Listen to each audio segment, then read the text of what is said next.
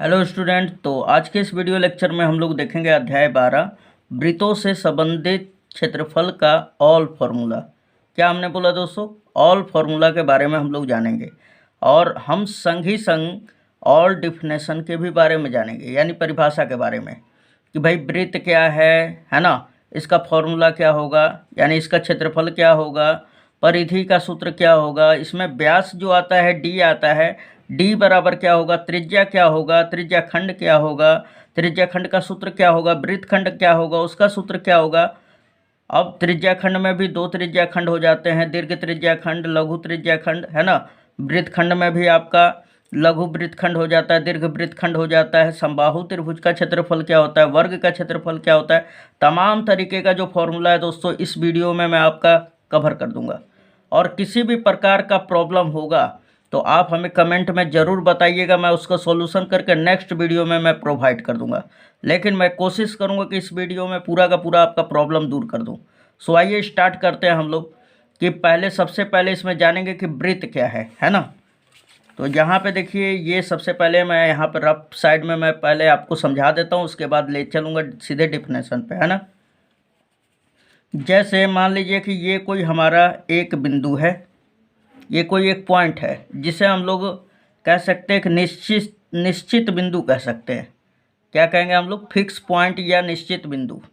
अब इस निश्चित बिंदु के चारों तरफ अगर मैं इस तरह बिंदु ले लूँ, ध्यान से देखिएगा दोस्तों, इस तरह बहुत सारा मैं बिंदु ले लूँ, तो अब बताइए ये किस चीज़ का निर्माण कर रहा है? एक वृत्त का। और एक खास और बात है दोस्तों, इस निश्चित बिंदु से इन सभी बिंदुओं की जो दूरियां होती है ये सब के सब बराबर होती है। क्या होती है? बराबर होती है। तो अगर हम लोग इसको दूर से अगर देखें तो ये पूरा का पूरा ऐसा फीलिंग होगा कि ये सब के सब एक दूसरे के बहुत काफ़ी नज़दीक है। ठीक है दोस्तों। और यहाँ से इस बिंदु का मान लीजिए यहाँ पे कोई पॉइंट है, तो इसका जो दूरी होगा यहाँ से यहाँ पे कोई बिंदु है, इसका दूरी फिर यानी कि सभी जो दूरियां हैं सभी पॉइंट के, जितना भी यहाँ पे पॉइंट दिए हुए हैं सभी का दूरियां एकदम सबके बराबर ही होगा, सभी बिंदु के दूरी के बराबर ही होगा। तो हम क्या कह सकते हैं कि एक निश्चित बिंदु के चारों ओर समान दूरी पे स्थित बिंदुओं के समूह को या बिंदुओं के समुच्चय को हम लोग वृत्त कह देंगे।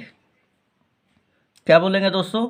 एक निश्चित बिंदु के चारों ओर स्थित बिंदुओं के समुच्चय को या बिंदुओं के समूह को हम लोग वृत्त कह देते हैं। तो आइए इसका परिभाषा देख लेते हैं।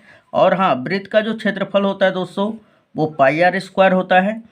वृत्त का जो परिधि, ये वाला जो भाग होता है ना, इस निश्चित बिंदु को अगर हम लोग मिला दें, ठीक है, तो ये कुछ इस प्रकार दिखाई देगा आपको, है ना। और ये जिसको हमने ये मिला दिया इसी को कहा जाता है परिधि या परिमाप। क्या कहा जाता है दोस्तों? परिधि या परिमाप। और इसका जो फॉर्मूला होता है ना, इसका क्या होगा? तो 2πr। क्या चीज़ है? तो वृत्त का परिधि है। अब वृत्त के केंद्र पे जो कोण बनता है दोस्तों कितने डिग्री का बनता है? 360 डिग्री का, है ना। और एक बात और कह दिया जाए कि जो इसमें मान लीजिए कि आपके सामने आ गया डी, है ना। डी क्या होता है? तो इस वृत्त का व्यास होता है। ये पूरा अगर मैं कोई जीवा ले लूँ, ये रेखाखंड है ना, वृत्त के किन्हीं दो बिंदुओं को मिलाने वाली रेखाखंड जब केंद्र से होकर जाती है, कहाँ से? सेंटर से होकर जाती है, सर्कल के सेंटर से, तो इस जीवा को ही वृत्त का व्यास कह देते हैं। और व्यास को डायोमीटर कहते हैं, इसलिए इसको डी से ही रिप्रेजेंट करते हैं। और डी बराबर होता है 2r, यानी 2 गुणे त्रिज्या होता है। अगर आपको मान के चलिए कि अगर त्रिज्या व्यास दे दिया है और त्रिज्या निकालना है तो 2 गुणा में है और इधर आएगा तो भाग में हो जाएगा, यानी r बराबर क्या हो जाएगा? d बटा में 2 हो जाएगा। सो आइए सबसे पहले हम लोग देख लेते हैं इसका परिभाषा। तो यहाँ पे ध्यान दीजिएगा, यहाँ पे लिखा हुआ है कि किसी समतल में, समतल मतलब प्लेन में, है ना, किसी भी समतल में जो कि 2D हो, यानी जिसमें लंबाई और चौड़ाई हो, केवल ऊंचाई नहीं होना चाहिए, है ना, उसी को हम लोग समतल कहते हैं। किसी समतल में यानी प्लेन में एक निश्चित बिंदु से समान दूरी पर स्थित समस्त बिंदुओं से बनी आकृति को वृत्त कहते हैं। यहाँ पे देख सकते हैं, यहाँ पे एक निश्चित बिंदु हम यहाँ पे ले लिए हैं, इसको ओ भी कह सकते हैं आप, है ना। इसे मूल बिंदु भी कहा जाता है या केंद्र भी कह लेते हैं हम लोग। अब इससे जो दूरियां है ना, यहाँ पे अगर सभी बिंदु को देख लिया जाए तो इस तरह सभी बिंदु स्थित रहेंगे, है ना। तो इससे इस केंद्र से इन सभी बिंदुओं की जो दूरियां होती है समान होती है, और इन समान दूरी पर स्थित जितना भी बिंदु दिखाई देता है ना, उससे बना हुआ जो आकृति हमें दिखाई देता है, इसे ही हम लोग वृत्त कहते हैं। इस प्रकार वृत्त बिंदुओं का समुच्चय है ना। देख रहे हैं आप, बहुत सारा बिंदुओं का समुच्चय या इसी को कहते हैं समूह, है ना। तो ये क्या है हमारा, तो बिंदुओं का समुच्चय होता है।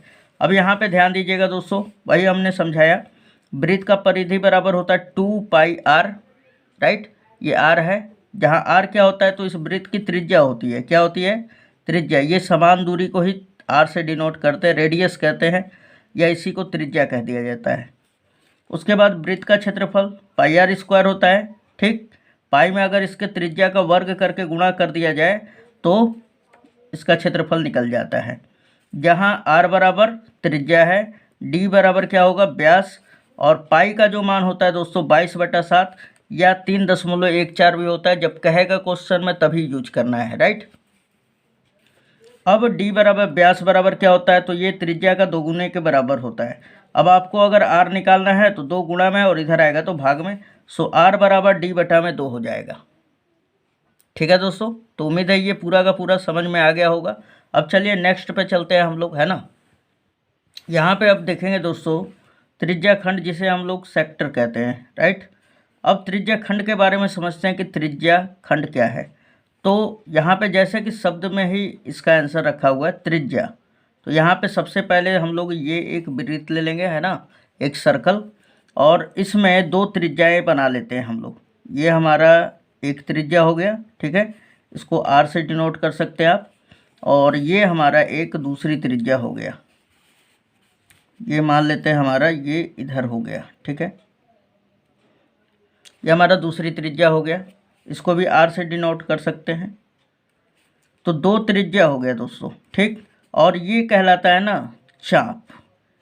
इन दोनों त्रिज्याओं के संगत चाप क्या है, ये वाला। यानी हम लोग अगर वृत्त के परिधि को ही 2 टुकड़ों में विभाजित कर दें, है ना, तो यही क्या कहलाएगा, चाप कहलाएगा, ठीक है।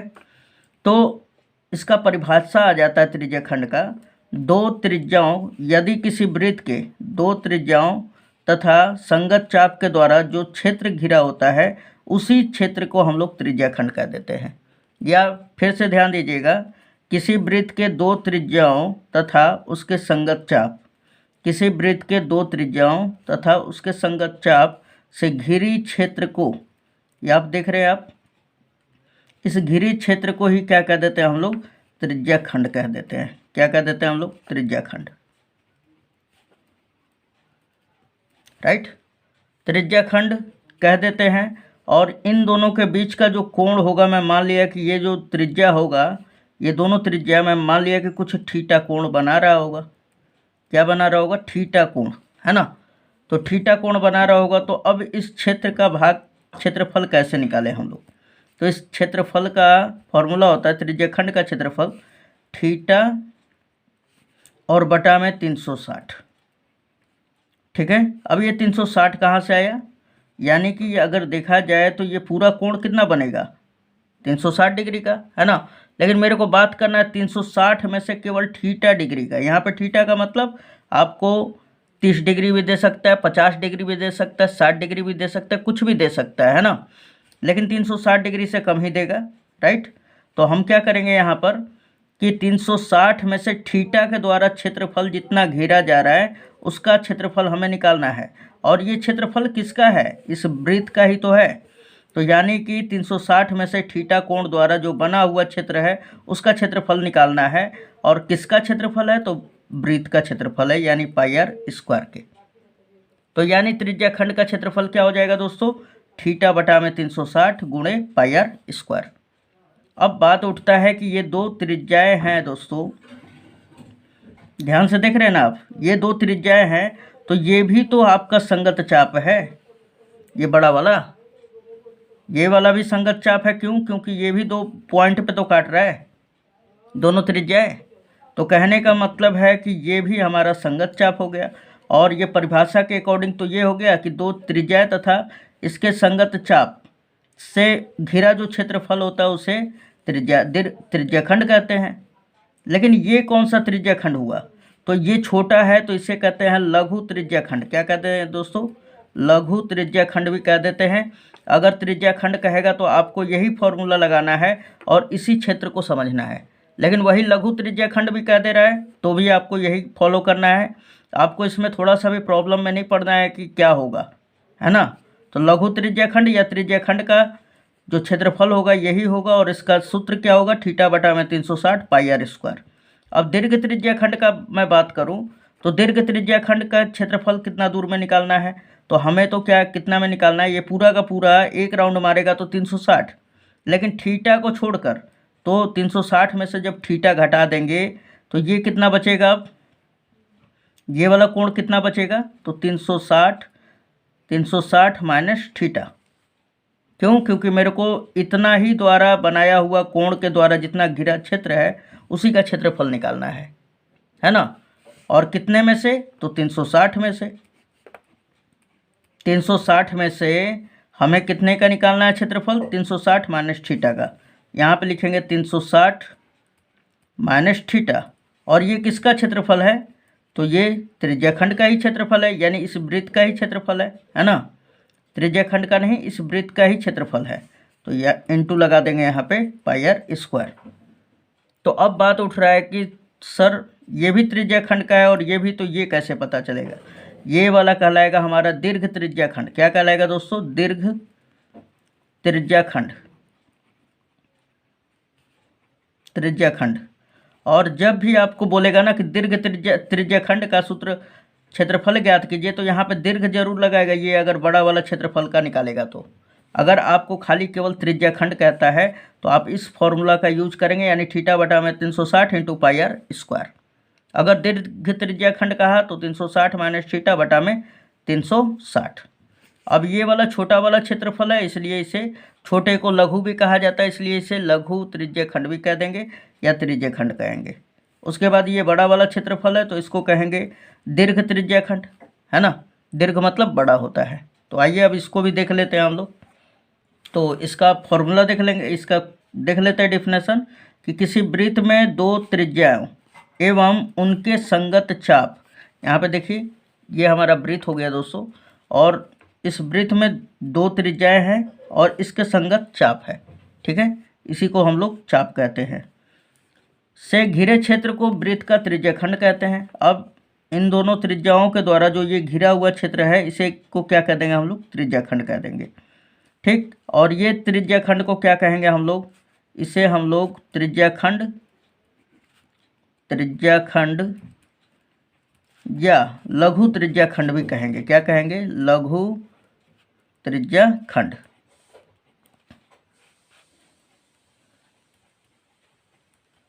ओके। और इस क्षेत्र को क्या कहेंगे? ये वाले को, तो इसे कहेंगे हम लोग दीर्घ त्रिज्याखंड। क्या कहेंगे दोस्तों? दीर्घ त्रिज्याखंड।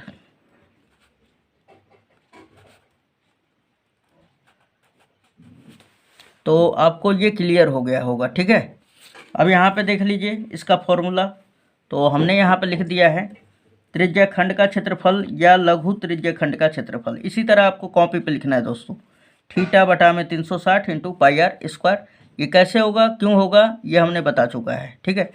अब नेक्स्ट वाला दीर्घ त्रिज्याखंड का क्षेत्रफल 360 में से थीटा घटा देंगे और बटा में 360 इंटू पाई आर स्क्वायर। तो उम्मीद है ये पूरा का पूरा समझ में अब आ गया होगा। चलिए अब हम लोग जीवा के बारे में जानते हैं कि भाई जीवा क्या होता है ना।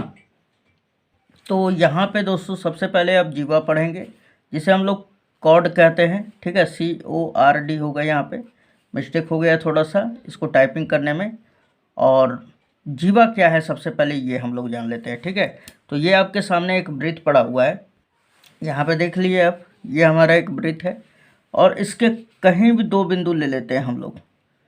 ये देखिए आप, ये दो बिंदु हो गए और इनको मिलाने वाली ये रेखाखंड। ठीक है दोस्तों, तो ये वृत्त का जीवा कहलाता है। क्या कहलाता है हमारा? वृत्त का जीवा, जिसे कॉर्ड कहते हैं हम लोग, राइट। अब ध्यान दीजिएगा, ये दो बिंदु कहीं भी हो सकते हैं, ये यहाँ पर भी हो सकते हैं, है ना। इन दोनों बिंदुओं को मिलाने वाली जो ये रेखा है ये भी जीवा कहलाएगी। अब आप इन दोनों बिंदु को भी मिला सकते हैं, ठीक। वृत्त के किसी भी दो बिंदु को मिलाने वाली जो रेखा खंड होती है उसी को हम लोग वृत्त का जीवा कह देते हैं। तो सिंपल है पूरा।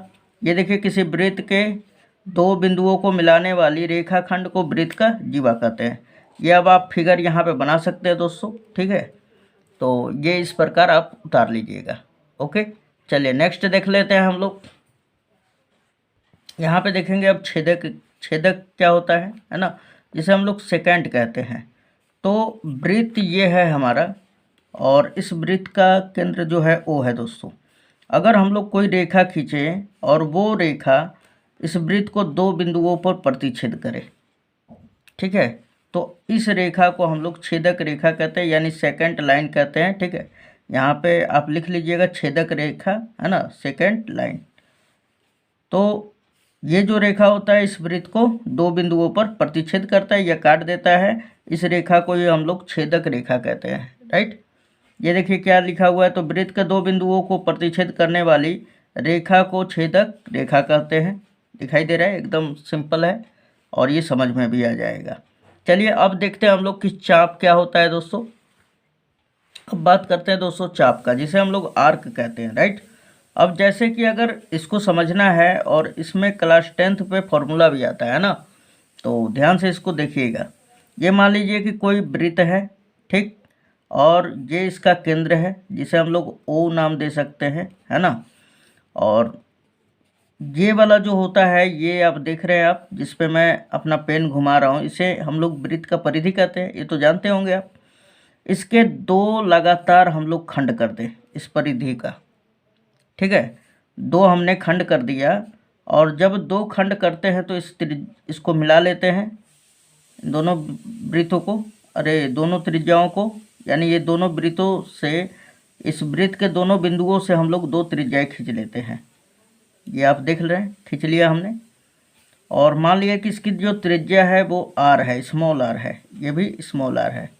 तो हमने क्या बोला कि अगर इस वृत्त के परिधि के दो लगातार हम खंड कर दें किसी बिंदु के द्वारा, है ना, तो ये वाला जो भाग होता है ना, ये दिखाई दे रहा होगा, ये परिधि ही आपका चाप कहलाने लगता है। वृत्त का क्या कहलाएगा? चाप। तो अब बात उठ रहा है कि दोस्तों इस पूरे वृत्त का ये भी तो दो हिस्सा है, कट हो रहा है, तो इसे भी चाप कहेंगे। लेकिन ये छोटा वाला चाप है तो इसे लघु चाप या इसी को चाप कह दिया जाता है, ठीक है। और ये वाला जो बड़ा वाला चाप देख रहे हैं आप, ये वाला, ये दीर्घ चाप कहलाता है, ठीक है। अब मैं मान लिया कि यहाँ पे अभी लघु चाप के ही बारे में अगर कोई आपसे पूछे कि लघु चाप का क्षेत्रफल, लघु चाप का लंबाई बताइए, इसका क्षेत्रफल थोड़े ना होगा, ये तो हमारा एक लंबाई है ना। तो लंबाई पूछ देगा कि लघु चाप का लंबाई बताइए या चाप का लंबाई केवल बताइए। ज़्यादा क्वेश्चन चाप की लंबाई पे ही आता है।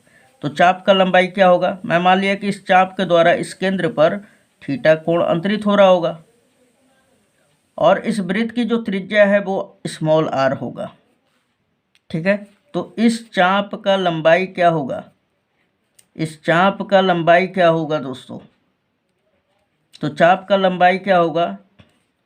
360 डिग्री में से थीटा कोण बना रहा है कौन? ये चाप के द्वारा केंद्र पर कितना कोण बन रहा है? थीटा। किस में से बन रहा है? 360 डिग्री में से, है ना। ये पूरा कोण कितना बनेगा? अगर मैं ये पूरा का चाप का बात करूं वृत्त के, तो ये पूरा केंद्र पर 360 डिग्री, लेकिन मैं यहाँ पे लघु चाप का बात कर रहा हूँ, ठीक है, जिसको हम लोग चाप का नाम दे दे रहे हैं। तो इस चाप के द्वारा इस केंद्र पे कितना डिग्री का कोण बन रहा है? थीटा कोण। और ये किसका लंबाई निकालना है हमें? तो इस पूरे वृत्त के परिधि में से हमें लंबाई ज्ञात करना है। किसका? इस चाप का। तो परिधि क्या हो जाता है वृत्त का? 2πr। तो यानी हम क्या बोल सकते हैं? चाप का लंबाई बराबर थीटा बटा में। तो आपको क्लियर हो गया होगा दोस्तों। फिर से समझ लीजिए, चाप का जो लंबाई का फॉर्मूला होगा थीटा बटा में 360 इंटू 2πr। आइए इसका डिफिनेशन देख लेते हैं दोस्तों। तो यहाँ पे आप देख सकते हैं हमने लिख दिया है चाप, जिसे आर्क कहेंगे हम लोग, वृत्त के सतत खंड को, यानी कि दो लगातार खंड को, है ना, क्या कह देते हैं हम लोग, चाप कह देते हैं। चित्र में AOB वृत्त का चाप है, A और O यहाँ पे देना है दोस्तों, यहाँ पर O है, यहाँ पे Q कर लेते हैं, राइट, ये क्या कर लेते हैं हम लोग, Q, ये हमारा Q है बिंदु। AQB जो है हमारा एक वृत्त का चाप है, ठीक। अब यहाँ पे ध्यान दीजिएगा, चाप का लंबाई बराबर फॉर्मूला क्या हो जाएगा, तो वही थीटा बटा में 360 इंटू 2πr। इसे आप अपने कॉपी पर नोट डाउन कर लीजिएगा। चलिए आगे देख लेते हैं अब हम लोग दोस्तों। तो अब समझेंगे दोस्तों कि केंद्रीय कोण क्या होता है, ठीक है, जिसे सेंट्रल एंगल कहते हैं। आगे देखेंगे इसमें, तो किसी वृत्त के केंद्र पर वृत्त की जीवा द्वारा बना कोण को केंद्रीय कोण कह देते हैं। अब यहाँ पे देख लिया जाए तो अकॉर्डिंग टू फिगर, यहाँ पे ये हमारा एक वृत्त हो गया जिसका केंद्र O है, और ये हमारा चाप है, और ये हमारा जीवा है ना। हमने क्या बोला था, वृत्त के दो बिंदुओं को मिलाने वाली रेखाखंड को जीवा कहते हैं। अब इस जीवा के द्वारा जो केंद्र पे कोण बन जाता है, जो जैसा कि यहाँ पे थीटा कोण बना है, 30 डिग्री भी बन सकता है, 45 डिग्री, 10 डिग्री, 20 डिग्री, कुछ भी बन सकता है। इसी जीवा के द्वारा इस केंद्र पे जो कोण अंतरित होगा, इसी कोण को हम लोग क्या कह देते हैं, केंद्रीय कोण, जिसे हम लोग सेंट्रल एंगल कहते हैं। उम्मीद है ये भी समझ में अब आ गया होगा। इसे भी अपने नोट पर लिख लीजिएगा, ठीक है, अच्छी तरह से, बिल्कुल इसी तरह हेडिंग लगा के अपने नोट्स पे बनाइएगा दोस्तों, ठीक है। चलिए आगे जानते हैं अब हम लोग कि सेगमेंट क्या होता है, यानी वृत्तखंड क्या होता है, इसको जानेंगे। ये क्वेश्चन कह रहे हैं दोस्तों, अब की बार ये मेरा वृत्तखंड है जिसे हम लोग सेगमेंट कहते हैं, ठीक है। और अब जानते हैं कि वृत्तखंड क्या होता है। तो जैसा कि यहाँ पे लिखा ही गया है, वृत्तखंड, वृत्त प्लस खंड, है ना। अगर वृत्त का हम लोग दो भागों में विभाजित कर दें तो उसी को ही तो वृत्तखंड कहते हैं। तो यहाँ पे अगर देख लिया जाए, तो अगर इस वृत्त को पूरा हम एक जीवा के द्वारा इसको खंड कर दें, यह हमने एक रेखा खंड खींच दिया, और इसके द्वारा हमने इस वृत्त को दो भागों में, दो टुकड़ों में काट दिया, तो इन प्रत्येक टुकड़े को, यानी इस नीचे वाले भाग को भी वृत्तखंड कहेंगे, और ये ऊपर वाले भाग को भी वृत्तखंड कहेंगे। लेकिन एक्चुअल में क्वेश्चन में जो अगर आपसे पूछेगा कि वृत्तखंड का क्षेत्रफल बताइए, तो आप ये नीचे वाले को ही डिफाइन करोगे आप, ठीक है दोस्तों। तो अब आइए यहाँ पे इसका परिभाषा की तरफ हम लोग बढ़ते हैं। तो ये क्या कहलाता है, चाप, अभी अभी आप जाने हैं ना क्या कहलाता है, चाप। और ये क्या कहलाता है, जीवा। तो जब किसी वृत्त में जीवा तथा उसके संगत चाप, जब किसी वृत्त में जीवा और उसके संगत चाप द्वारा जो घिरा क्षेत्र होता है ना, उसी को क्या कह दिया जाता है, वृत्तखंड, ठीक है। या जब किसी वृत्त में किसी जीवा और किसी चाप के द्वारा जो क्षेत्र घिरा होता है, उसी क्षेत्र को हम लोग क्या कह देते हैं, वृत्तखंड, ठीक है। तो ये परिभाषा हो गया। अब ये वाला जो वृत्तखंड होता है, चूंकि ये वृत्तखंड छोटा है, इसे हम लोग क्या कह देंगे, लघु वृत्तखंड। क्या कह देंगे दोस्तों, लघु वृत्तखंड,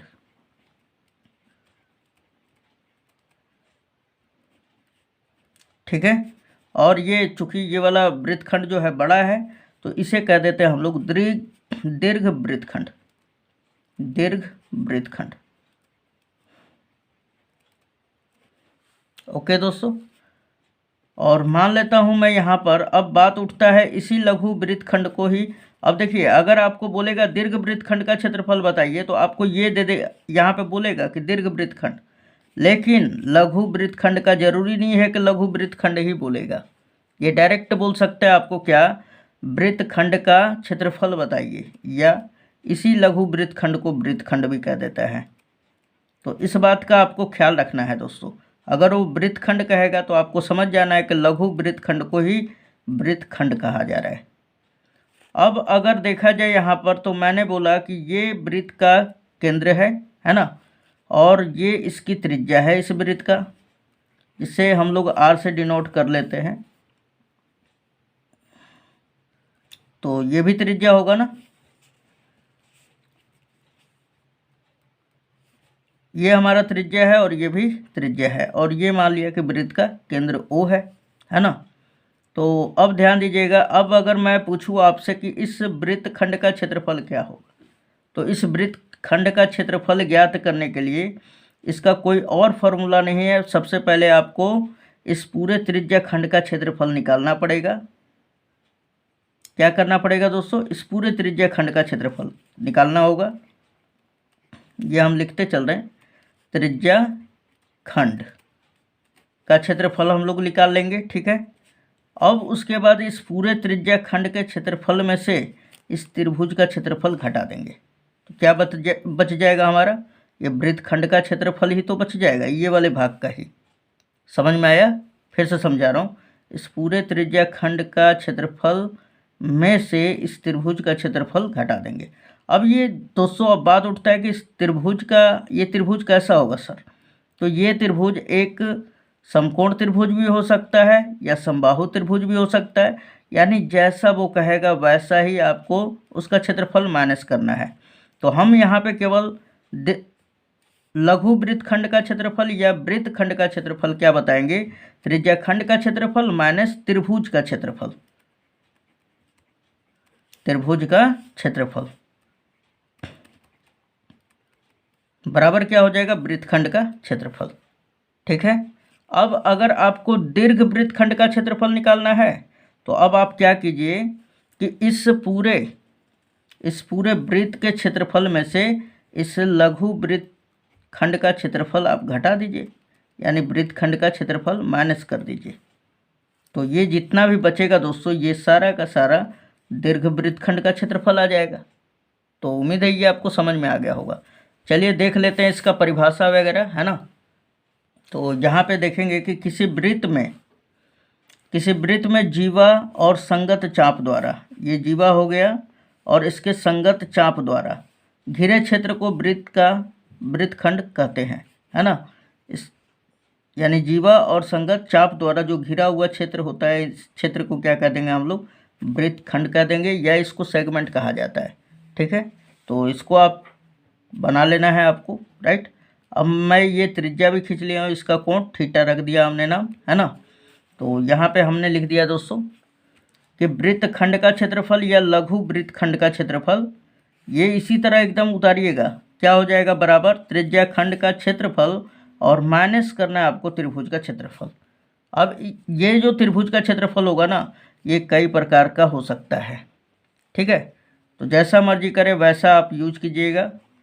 और यहाँ पे ध्यान दीजिएगा, दीर्घ वृत्तखंड का क्षेत्रफल, अगर आपको दीर्घ वृत्तखंड का क्षेत्रफल निकालना है तो क्या करेंगे, हम इस वृत्त का क्षेत्रफल में से माइनस कर देंगे लघु वृत्तखंड का क्षेत्रफल, या लघु खंड भी इसी को कहा जाता है, ठीक है। या यहाँ पे लिख लीजिएगा, या वृत्तखंड का क्षेत्रफल, यहीं पे है ना, वृत्तखंड का क्षेत्रफल,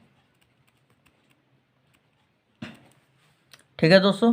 तो उम्मीद है ये भी समझ में आ गया होगा। चलिए थोड़ा सा और फॉर्मूला है जो कि वो भी ज़रूरी है जानना। अब इस त्रिभुज में समबाहु त्रिभुज का क्षेत्रफल क्या हो सकता है ना, वर्ग का क्षेत्रफल क्या हो सकता है, इन सभी के भी बारे में डिस्कस कर लेते हैं थोड़ा सा। यहाँ पे ध्यान दीजिएगा दोस्तों, अब आ जाता है समबाहु त्रिभुज का क्षेत्रफल, ठीक है।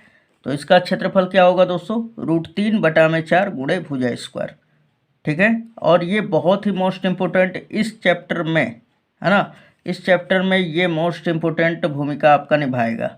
कौन, समबाहु त्रिभुज का क्षेत्रफल √3/4 गुणे भुजा स्क्वायर। तो ध्यान दीजिएगा, एक हमने त्रिभुज का यहाँ पे क्षेत्रफल बता दिया, और ये कैसा त्रिभुज है, तो समबाहु है, ओके। अब उसके बाद यहाँ पे ध्यान दीजिएगा, वर्ग का क्षेत्रफल, तो वर्ग एक चतुर्भुज होता है जिसमें चारों भुजाएं आपस में बराबर होती है ना, ये इस प्रकार हो जाएगा, ठीक।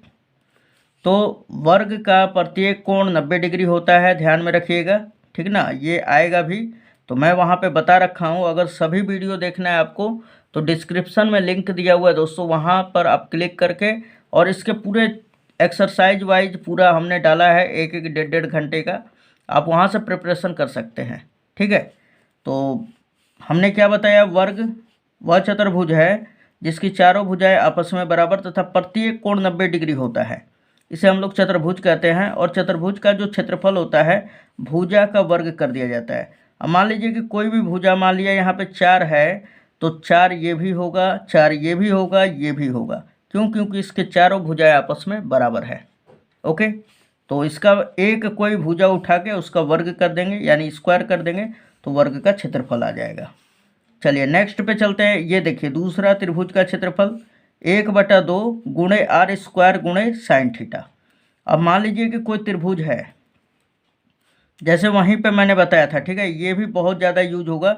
और इसे लगा के आप फटाफट, आपको देखिए जहाँ अगर मान के चलिए कोई त्रिभुज ही आ गया है ना, तो अगर आपका मर्जी करे तो ये भी लगा सकते हैं समबाहु त्रिभुज का, या सबसे बेटर है यही वाला लगा लीजिएगा, फिर भी आपका आ जाएगा आंसर। ठीक है, ये समबाहु त्रिभुज का लगा लीजिएगा या ये वाला भी लगा दीजिएगा, फिर भी आ जाएगा। बशर्ते मान लीजिए कि ये हमारी त्रिज्याएँ हैं, ये त्रिज्या ही रहेगा, है ना, किसी वृत्त का ये दोनों त्रिज्या रहेगा। ये वृत्त अगर हम लोग खींच दे तो ठीक है, और उसमें त्रिज्या आर दिया रहेगा, और इन दोनों के बीच का जो कोण होगा ये थीटा होगा। ठीक है, जीवा द्वारा केंद्र पर बना हुआ कोण क्या होगा, थीटा होगा। और तब इसका क्षेत्रफल क्या हो जाएगा, 1/2 into r square sine theta, या half of r square sine theta. ठीक है, तो थीटा क्या होगा, यहाँ पर बना हुआ कोण अगर 60 डिग्री दिया होगा तो 60 डिग्री। ठीक है, साइन 60 डिग्री का मान क्या हो जाएगा दोस्तों, तो आप त्रिकोणमिति में जानते ही हैं, √3/2। और ध्यान दीजिएगा साइन 120 डिग्री का भी मान इतना ही होता है, ये भी ध्यान में रखिएगा क्योंकि बहुत सारा यूज हुआ है। तो साइन 120 डिग्री का भी मान √3/2 ही होता है, इसको ध्यान में रखिएगा। जितना साइन 60 डिग्री का मान उतना ही साइन 120 डिग्री का। आगे देखते हैं त्रिभुज का जो क्षेत्रफल होता है क्या होता है, 1/2 आधार गुणे ऊंचाई। अगर सिंपल उसमें आधार और ऊंचाई दिया रहेगा तो आप इस त्रिभुज का क्षेत्रफल यूज कर लेंगे। ठीक है, अब ध्यान दीजिएगा नेक्स्ट वाला, चतुर्थांश का क्षेत्रफल। अगर किसी वृत्त को एक ऊर्ध्वाधर और एक ऊर्ध्वाधर यानी ये वाला रेखा है और क्षैतिज रेखा, जब दो वृत्त को प्रतिच्छेद करते हैं, एक वृत्त को प्रतिच्छेद करते हैं, तो ये 4 बराबर भागों में विभाजित करते हैं और प्रत्येक भाग को चतुर्थांश कह देते हैं। क्या कहते हैं दोस्तों, चतुर्थांश। और इस चतुर्थांश का जो क्षेत्रफल होता है 1/4 है ना, चौथे में से यहाँ पे देखा जाए तो 4 हिस्सा है ना, और ये किसका हिस्सा है 4, तो ये वृत्त का ही तो क्षेत्रफल है। तो मैं वृत्त का ही क्षेत्रफल निकाल रहा हूँ, इसलिए πr²। और कितने में से कितना निकाल रहा हूँ, तो 4 में से 1 निकाल रहा हूँ, तो 4 नीचे और 1 ऊपर। 1 का निकाल रहा हूँ किस में से, 4 में से, तो 1/4 πr², किसका, चतुर्थांश का क्षेत्रफल।